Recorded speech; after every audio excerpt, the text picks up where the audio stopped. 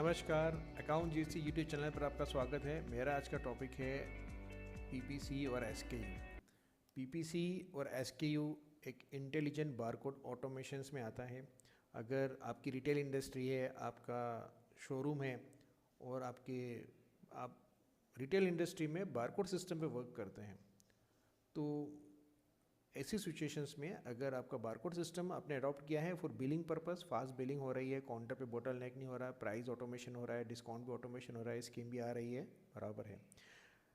इसके साथ अगर हम इस बारकोड सिस्टम को इंटेलिजेंट बना दें, मोर इंटेलिजेंट, तो इससे एक फ़ायदा होगा कि आपका जो बिज़नेस है, रिटेल इंडस्ट्री है, वो बहुत फास्ट ग्रो करेगा, स्मूथ पीओएस ऑपरेशंस होंगे और आपका प्रॉफिट बढ़ेगा। तो दो पॉइंट्स हैं, पीपीसी और एसकेयू। हम दोनों पॉइंट्स को वन बाय वन समझते हैं। पीपीसी का जो फुल फॉर्म होता है वो है आपका purchase price code. ERP software purchase price code को हम लोग बारकोड प्रिंट में डाल सकते हैं। अगर हम डायरेक्ट परचेस प्राइस डाल देंगे बारकोड प्रिंट में तो क्या होगा, तो ये होगा कि हमारा परचेस प्राइस कस्टमर भी देख लेगा, हमारे स्टाफ भी देख लेगा, तो हम लोग ऐसा नहीं कर सकते। तो ये सिचुएशंस में हम क्या करते हैं कि परचेस प्राइस को परचेस प्राइस कोड में कन्वर्ट करते हैं, अल्फ़ाबेटिकल ऑर्डर में। जैसे 100 रुपीज़ है तो हमने लिख दिया ABB एग्जाम्पल। तो ABB का मतलब क्या है ये किसी को नहीं पता है, बट हमें पता है कि ABB का मतलब 100 होता है। तो ये जो कोडिंग सिस्टम है, ये जो अल्फ़ाबेटिकल कोडिंग सिस्टम, ये हम लोग ईआरपी में डेवलप कर सकते हैं। और जब भी हम कोई चीज़ परचेस करेंगे तो हमारा परचेस प्राइस जो कोड है वो बारकोड के साथ प्रिंट होगा। तो परचेस प्राइस कोड के जो फ़ायदे हैं वो मैं बता देता हूँ कि परचेस प्राइस कोड का जो पहला फ़ायदा होता है कि हमारा परचेस प्राइस हमेशा कॉन्फिडेंशियल रहता है। हमारा स्टाफ, हमारा कस्टमर परचेस प्राइस नहीं देख सकता। दूसरा जो बेनिफिट है, ऑनर ही डिकोड कर सकता है, या आपने जिसको परमिशन दी है, जिसको राइट्स दिए हैं, वो डिकोड कर सकता है, वो बार्गेनिंग कर सकता है। तो जहाँ बार्गेनिंग की बात है, ऐसी इंडस्ट्री जो रिटेल इंडस्ट्री जहाँ बार्गेनिंग हम कर रहे हैं, तो हमारा बार्गेन सिस्टम स्मार्ट हो जाएगा। हम स्मार्टली बार्गेनिंग कर सकते हैं और हमारे पीओएस ऑपरेशन इंप्रूव कर सकते हैं। जो पीओएस पे जो डिले होता है, हमें प्रोडक्ट का प्राइस है, कस्टमर हमसे बार्गेनिंग कर रहा है 10%, 5%, और हमें नहीं पता है कि हमारा परचेस प्राइस क्या है, तो हमारा बिलिंग क्या हो रहा है, डिले हो रहा है, लेट हो रहा है, काउंटर पे लाइन बढ़ रही है। तो फिर बेटर होगा हम बारकोड पे देख ले हमारा परचेस प्राइस कोड क्या है। परचेस प्राइस कोड देखने से हमारा जो बिलिंग का जो डिले है वो भी रिड्यूस होगा, एरर्स हटेगी, हम लॉस बेयर नहीं करेंगे, हमारा किसी भी तरह का लॉस नहीं होगा क्योंकि हमने परचेस प्राइस देख के हम बार्गेनिंग कर रहे हैं। तो इससे हमारा जो डिसीजन होता है, फास्टर डिसीजन मेकिंग, ये इम्प्रूव होता है और हमारा सेल बढ़ता है, हमारा प्रॉफिट बढ़ता है। हम किसी भी कस्टमर को खोते नहीं क्योंकि हम लोग बार्गेनिंग कर रहे हैं कस्टमर से। ठीक है, ये हम प्रोडक्ट दे सकते हैं, अभी भी हमारे पास प्रॉफिट है, हमने प्रोडक्ट को दे दिया, सेल कर दिया, तो हमारा सिस्टम इम्प्रूव हो गया। सेकंड जो होता है वो होता है एसकेयू। एसकेयू बहुत इम्पॉर्टेंट टर्म्स है बिजनेस में। अगर आपने बारकोड में एसकेयू को यूज़ करना शुरू कर दिया तो ये डेफिनेटली आपके बिजनेस को काफ़ी ऑर्गेनाइज कर देगा, आपकी परचेस सिस्टम्स को ऑर्गेनाइज कर देगा। जो मेन एसकेयू का फुल फॉर्म होता है वो है स्टॉक कीपिंग यूनिट। मतलब ये जो स्टॉक हम जो रख रहे हैं दुकान पे, इसका सप्लायर कौन था, जनरली हमें नहीं पता होता। अगर हमारा एक ही प्रोडक्ट है, एक ही प्रोडक्ट हमारे कई सारे सप्लायर से आता है, तो हमें नहीं पता होता कि ये सप्लायर 1 ने सप्लाई करा था, या सप्लायर 2 ने इसको सप्लाई करा था, या सप्लायर 3 ने करा था। हमें क्या पता, प्रोडक्ट एक ही है, एक ही प्रोडक्ट है, एक ही प्रोडक्ट 3 सप्लायर से आ रहे हैं। तो हमें क्या करना चाहिए, जब भी हम परचेस करेंगे हमारा सॉफ्टवेयर क्या करेगा, एक एसक्यू भी प्रिंट कर देगा बारकोड के अंदर, स्टॉक कीपिंग यूनिट। वो stock keeping unit it combination वो बताता है कि ये सप्लायर का code, date of purchase plus उस सप्लायर का बिल नंबर, लास्ट 2 डिजिट। तो ये जो कॉम्बिनेशन है ये एसक्यू प्रिंट करता है बारकोड पे और हम प्रोडक्ट पे लगा देते हैं, तो हमें पता लग जाता है कि ये प्रोडक्ट किस सप्लायर से आया था। तो जो फ़ायदे होते हैं वो ये होता है कि हमें आफ्टर सेल्स, हमारा वारंटी, हमारा रिपेयर, हमारे सर्विस इश्यूज़, हमारे रिप्लेसमेंट्स हम लोग तुरंत कस्टमर को प्रोवाइड करवा सकते हैं। इंस्टेंट सप्लायर आइडेंटिफिकेशन प्रोसेस है एसकेयू। हमें इंस्टेंट पता लग जाएगा, हमें कंप्यूटर पे जाने की ज़रूरत नहीं है कि उस तारीख पे कितना कितना माल कब परचेस हुआ था। हमारे बारकोड में अगर एसक्यू है तो हमें एसक्यू को पढ़ने से मालूम पड़ जाएगा कि ये प्रोडक्ट हमने कब परचेज किया था और इसका सप्लायर कौन है और हमें किससे सपोर्ट लेना चाहिए, पॉइंट ये। दूसरा जो सबसे इम्पोर्टेंट एसक्यू का जो बेनिफिट होता है वो होता है स्टॉक एजिंग।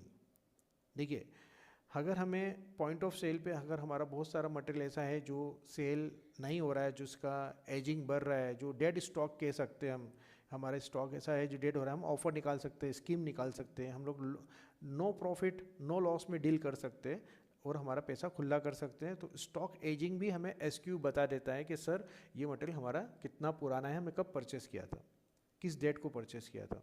तो ये एसक्यू का बेनिफिट है। एसक्यू बहुत इंपॉर्टेंट है, आप एसक्यू की हेल्प से पता कर सकते हैं। दूसरा पीपीसी, तो मैं प्रैक्टिकली सॉफ्टवेयर बताता हूँ कि कैसे ये होता है, वर्क करता है। इसके पहले हम टूल्स पे जाएंगे, कंपनी सेटिंग में प्रोफाइल में जाएंगे। सिंपल सा है, इसमें कोई ज़्यादा लर्निंग नहीं है। प्रोडक्ट एंड स्टॉक सेटिंग्स में हमारा पीपीसी ऑन होना चाहिए, इनेबल विद जीएसटी।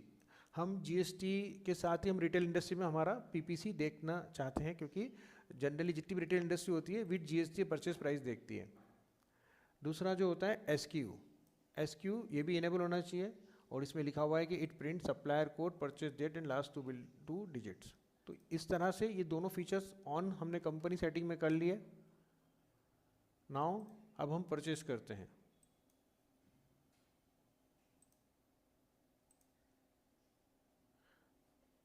मैं एक सप्लायर ले लेता हूँ, सुप्रीम इन्फोटेक,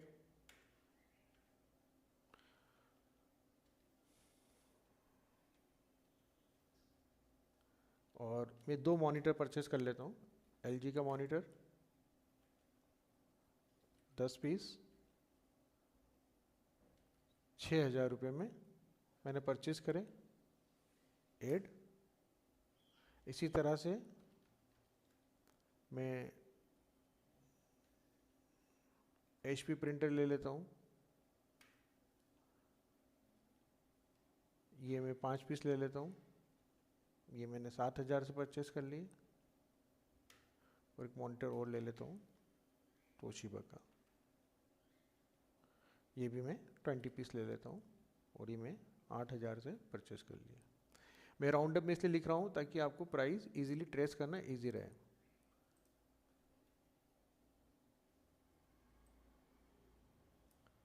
क्रेडिट डाल दी 10 डेज की। ऐसे मैंने 3 प्रोडक्ट लिए हैं, 10, 5, 20 पीस। तो जैसे मैं सेव करूँगा, सिंपल, सेव करने के बाद यहाँ बारकोड प्रिंट का ऑप्शन आता है, यहाँ नीचे बॉटम में दिख रहा है आपको, ठीक है। इसी तरह से द सेम वे, अगर मुझे अभी बारकोड प्रिंट नहीं करना है, बारकोड प्रिंट बाद में करना है, तो मैं क्या करूँगा, मैं यहाँ पे परचेज बुक पे जाऊँगा, डैशबोर्ड पे सप्लायर सेक्शन में परचेज बुक, और यहाँ पे भी देखो ये सुप्रीम इन्फोटेक, ठीक है, ये मेरा परचेज दिख रहा है। डिफरेंट डेट पे भी मेरे सारे परचेज दिख रहे हैं, तो मैं किसी भी परचेज के अगेंस्ट बारकोड प्रिंट कर सकता हूँ। तो यहाँ पे एक ऑप्शन होता है प्रिंट बारकोड, तो दोनों जगह से एक ही ऑप्शन, एक ही फॉर्म खुलेगा बारकोड प्रिंट करने का। तो मैं बारकोड प्रिंट पे जाता हूँ, ये मेरा प्रिंटर ऑलरेडी सिलेक्टेड है, मेरा स्टिकर साइज ऑलरेडी सिलेक्टेड है, मेरी कुछ सेटिंग यहाँ ऑलरेडी कन्फिगर कर रखी है जो बारकोड प्रिंट में मैं कर चुका हूँ। अब मेरा पीपीसी देखो यहाँ उठ के आ रहा है, बराबर। तो ये जो पीपीसी है, मेरा मॉनिटर का पीपीसी, मेरा एचपी प्रिंटर, तोशिबा, ये मेरी जो 3 पीपीसी है, इसकी मेरी क्वांटिटी भी इतनी सिलेक्टेड है ऑलरेडी बारकोड में। अब मैं F10 दबाता हूँ, तो मेरा जो 21 इंची जो 21 इंच थ्रू डिस्प्ले मेरा जो मॉनिटर है, उसका जो मेरा प्राइस था 6,000 रुपये। तो देखिए 6,000 का मेरा परचेस प्राइस है कि GAA है। तो GAA को मैं अगर मैं ट्रेस करता हूँ कैसे, तो ये पीपीसी जैसे मैं रीड करूँगा तो मुझे पता लग जाएगा कि ये प्रोडक्ट मेरा 6,000 में आया था। इसी तरह से मेरा प्रिंटर 7,000 का है, तो ये प्रिंटर का बारकोड देखता हूँ तो